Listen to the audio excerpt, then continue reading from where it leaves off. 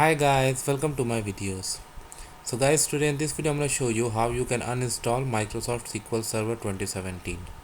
So in front of you I have opened a server and I have gone to the control panel, and as you see I have selected Microsoft SQL Server 2017 64-bit. So I click on uninstall and change. I get three options: add, repair, remove. I want to remove it. So I click on this. Now you can see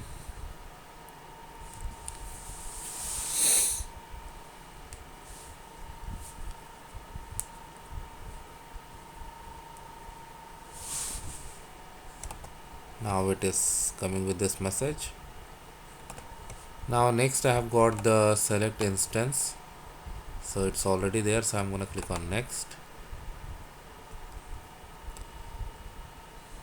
Next it is asking me about the features. So my intention is like to remove everything because I'm just cleaning my server for different purpose. I can reinstall anytime I want, so I'm gonna click on select all,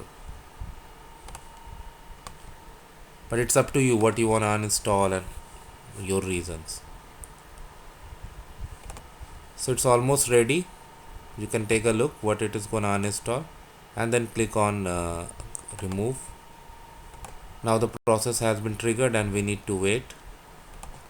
This will take time, so I won't hold you for the whole whole process, but once this wizard is completed you are all done. So thanks for watching this guys. Thank you.